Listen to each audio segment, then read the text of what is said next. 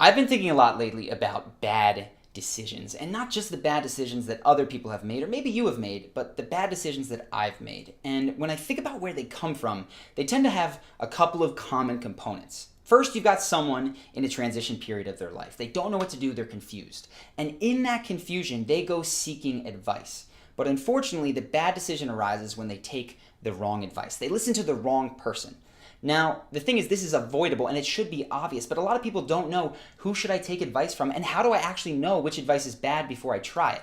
So that's what this video is about. If you're in a transition period, it's going to be excellent for you. Or if you find yourself just bombarded with people in your life that are telling you what to do, this can help. So here's the first thing.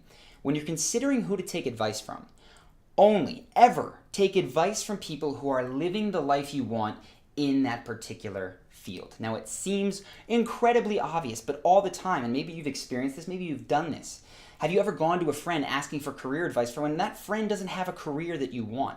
Or you're a guy, I see this all the time, you've gotten a girl's number, what should I text her? I see guys asking their buddies who have never had a successful girlfriend or texted someone that went well. You need to ask the people who have done what you want to do. They're the ones that have the answers. Now, in my own life, I came up against a stark realization of this when I wanted to quit my job to start the company that became Carisma on Command. At the time, I had this dream that I was going to move to Brazil, I was going to bring my friends, we'd hang out on the beach, we'd drink caipirinhas, and we'd find a way to pay for it all. It was a kind of a selfish dream, but it was my dream at, 23, 24 years old.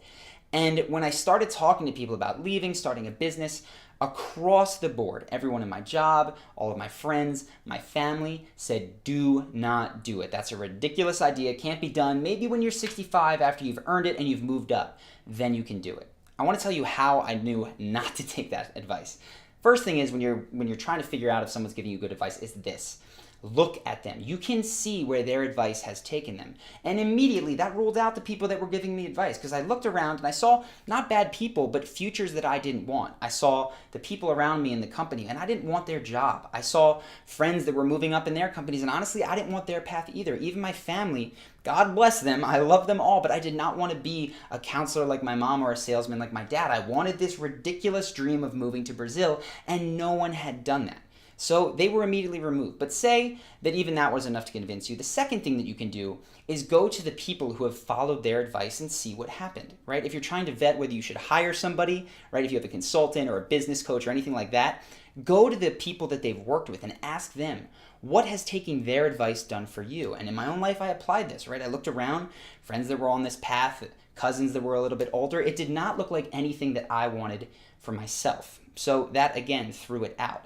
This makes it very simple, but the third thing that's going to drive it home is, okay, maybe I'm willing to try this advice, but can I test it quickly? And the answer for this, the advice that I was getting was spend another year and a half in your job, go to MBA school for 2-3 years, then come back, lateral to a different thing, and then 10 years later, then you'll maybe have enough money to go do this thing after your friends are all married and nobody wants to go to Brazil with you, which was not a testable subject. And I hope, purposely, I understand a lot of you have never seen me interact with another person. This is a YouTube channel. The only way I can talk to you is one-to-one on video.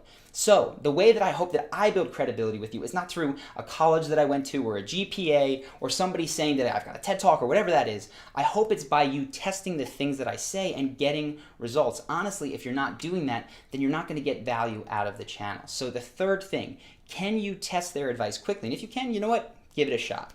But that's how to rule people out of your life. And unfortunately for me at this point in my life, I'd ruled out every single person I knew. Nobody was living the life I knew. So I knew what not to do to get this Brazil dream, but I didn't know what to do. And that's where, thank God, the internet and books came in. You can get digital mentors, and they are out there. So if there's something in your life that you think is an impossible dream, and you're like me, you grew up in the suburbs, you don't have a lot of people around you who have maybe done it before, get on the internet. Find someone who has done it before. The 4-hour work week in this case became my Bible, became the guide. It laid out basically the first year of the existence of Carisma on Command, the way that we were going to grow the company. And within that year, I'd moved to Brazil. And I don't just mean from a, here's the website I have to start, here's how I have to get customers. I mean the mindsets. Oftentimes that stuff is the most important. So if you guys have something in your life, I realize I'm talking generally, an area of your life that maybe I can point you towards a resource that has helped me, write it in the comments. For getting out of your job, starting a business, great place to start. 4-hour work week. With other stuff, let me know and I can point you towards a good resource. But that's steps 1 and 2. Who not to follow, who to follow. The third thing is that you're a human being, right? And it is tough. You feel schizophrenic when you're the only one out there who has this vision of going to Brazil and everybody else thinks that you're crazy.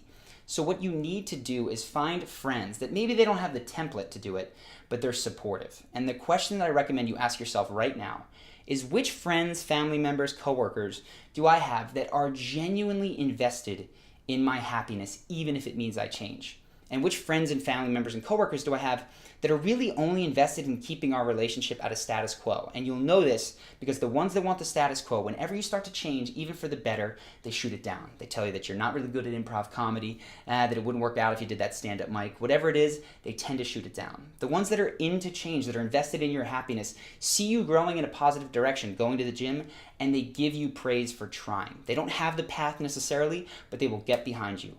Surround yourself with as many of those people as you can and cut out the ones that do not want you to be happy unless it means you not changing.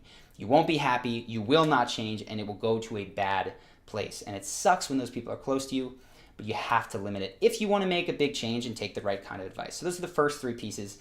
The fourth thing often gets missed on people, and it's this.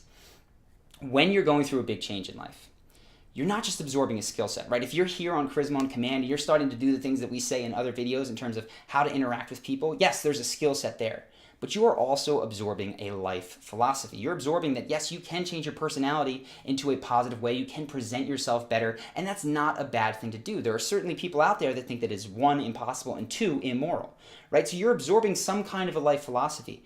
I see this in marketing. People want to learn to get better. They go to learn from a guy who is a liar. And yes, they get better at marketing, they sell stuff, but they become liars in their writing and in their life. So personally, I had a very bad experience with this. When I was younger, I was very shy. And the first place that I went, because this was the most frustrating part for me, to get over that shyness was to online things that were like, how do I get a girlfriend? And a huge thrust of that community at the time, pickup artist community, was alpha and beta. And I looked at it and I went, crap, I'm beta. How am I doing this? It's going terribly. And so for probably a couple weeks, even bordering on months, I started to try to not be that. That meant that I wouldn't do people favors when they asked. When they asked me to, hey, can you hold this for me? I'd give them back talk or sass or crack a joke. And so over the course of a couple weeks, sure, maybe some of the responses I got from women who liked that kind of jerk guy went better.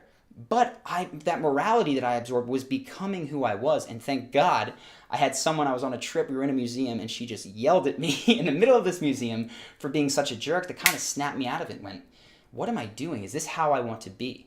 So ask yourself, whenever you're learning from anyone in business, in dating, relationships, whatever it is, when you're in that transition period, you are receptive and you are absorbing a life philosophy. Do you want that life philosophy? Do you want perhaps the anger that they feel? Do you want the combative nature with which they view the world? Do you want the kind of scarcity that they feel around money? Do you want to make a buck at the expense of your integrity? These are all questions you have to ask yourself. And I recommend that even if you do find somebody who's effective and has done it, but they don't match your morality and your ethics, that you let it go. It's not worth it. There's so many good people out there that can lay you down the path, that has a strong life philosophy and a good skill set, that it's just not worth it to go through the experience that I have of picking up these bad habits and then trying to tear them down so that you don't become a jerk. So I hope that that's helpful in terms of advice, who to take it from, who to not. This was not intended to be the video that I did this week. In fact, this week has been incredibly interesting for me, to say the least. I don't want to tease it too much.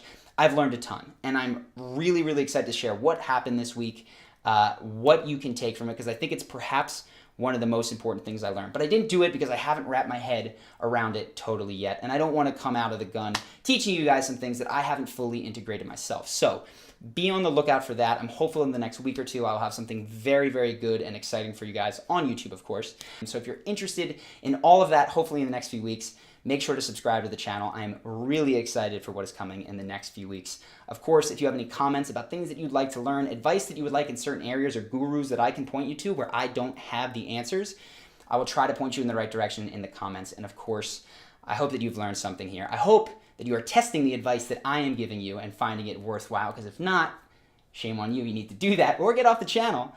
But I hope that you're enjoying this, and I'm looking forward to seeing you in the next video.